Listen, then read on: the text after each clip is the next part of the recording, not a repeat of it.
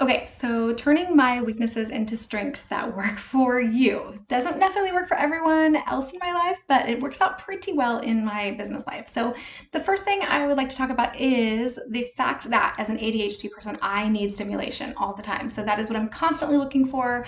And in my personal life, it can be kind of frustrating because I know this is a common one.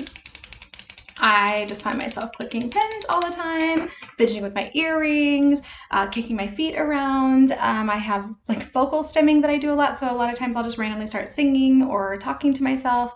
So that can be, as you can imagine, a little frustrating and annoying for the people in my private and personal life. But on my business side of things, it's actually been pretty fantastic because that stimulation, the need for that is really, really well taken care of by everything that I do within Squarespace. So to me, Squarespace and mostly just working on my clients' projects in general, it's like one giant puzzle. So one of the things that has made me an expert is the fact that I don't look at Squarespace and just say, okay, here's how you do this one task. I love to think about all of the different possibilities and then offer that to my clients. So I like to come up with really different, unique ways to accomplish the same result. So a client can come to me and say, this is my end goal, this is my target audience, this is what I want to achieve. And then I can go through and say, these are all the different ways by using external widgets or by using a little bit of code, or even just by using the same features that are in Squarespace, but kind of turning it around and making it a little bit different. So that need for stimulation, I'm always hungry to learn. I always want to figure new things out, test out new skills, new tools, tips, tricks, all of those things. So while it kind of annoys everyone in my personal life, it actually benefits my clients really, really well because I'm constantly kind of searching out those unique ways to not only just stimulate my own senses, but also they end up helping my clients in their unique situations. So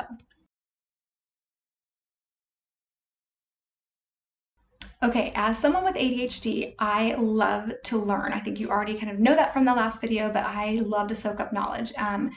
With that also means that I keep all of this knowledge kind of stored in my head, and I love to share it as much as I possibly can. I get really excited and really geeked out over the dumbest subjects, but I always love to share what I know, which sometimes can come off as me being a know-it-all, especially if you're someone that has to live with me on a daily basis, like my daughter or my husband or some of my close friends. I really try to monitor that and watch that because it probably is one of my definitely worst traits. I tend to butt in and get really invested in people's lives and really want to get in and help them. And so I want to share everything that I know and all of my opinions. And that's not necessarily a good thing when you're really close to someone and you're living with them on a daily basis. So I am trying very hard to kind of limit that. But on a business level, it's actually become really, really advantageous because I do get really invested in other people's lives. I really do want to, I kind of almost get like this empathic like quality where I want to share what's going on with my clients, and I get really passionate about what their goals are, their vision, their target, and then I pull in all of the knowledge that I have or go out and seek more knowledge to try to help them achieve their goals and make sure that they're on the right track. So while it's probably not my best trait on a daily basis, it definitely is one of my best traits in the office and in my work environment. So hopefully I can put that to use for you.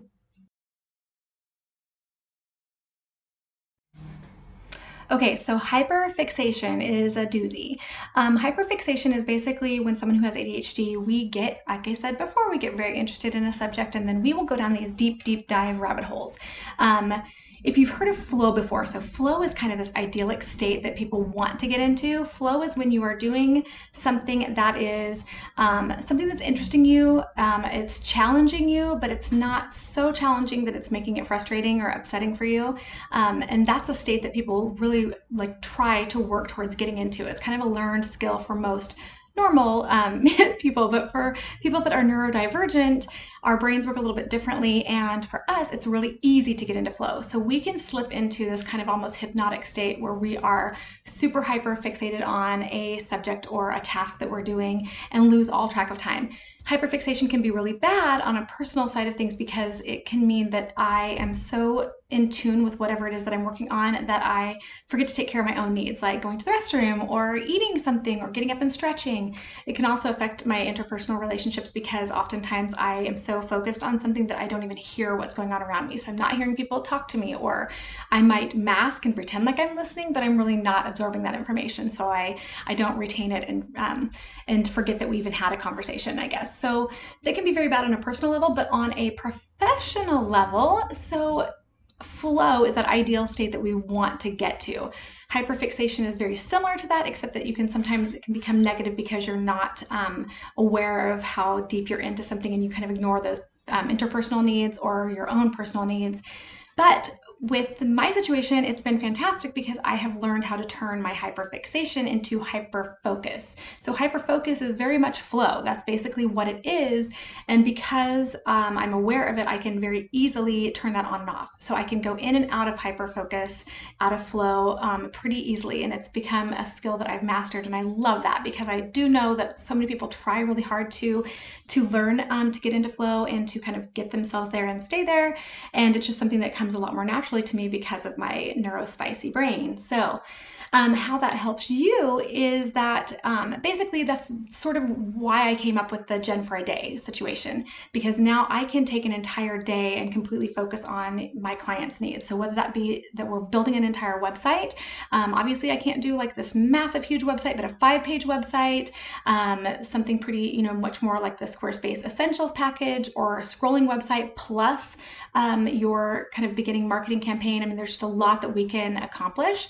I've had several clients where we've done kind of a very basic scrolling 1-page website plus their marketing plan, created their brand kit in Canva, created some initial posts, helped them kind of do some brainstorming, and got that all accomplished in one day because I do have that ability to sit and hyper focus while still taking care of my needs, but I can deeply get into flow and just kind of run down that rabbit hole for you.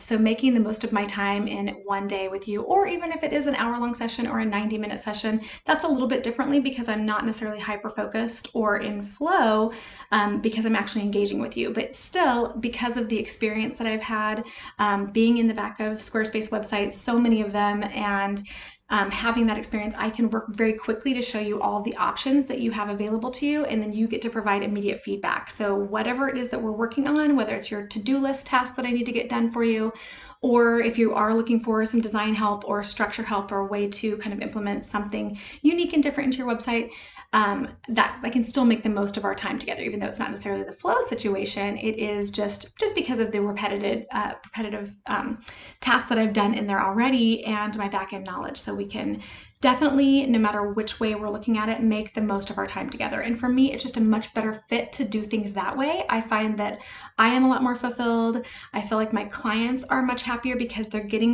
still getting an expert quality result and getting my advice and getting my brain and my hands on things, but they're not having to take a longer time to get that done. And it's usually a lot more affordable because we are doing things more quickly, and so you're not paying for the time of several weeks or months or however long it might take to actually build a website the traditional way. So the hyperfixation has turned into something that, again, in my personal life, I have to kind of monitor and watch because I can completely go down a rabbit hole and then turn it back into that know-it-all situation that I was talking about and explain to everyone everything that I learned. So that is something I'm trying not to do, but in my professional life, it really, really helps because I can turn on and off my hyperfocus for you as needed. So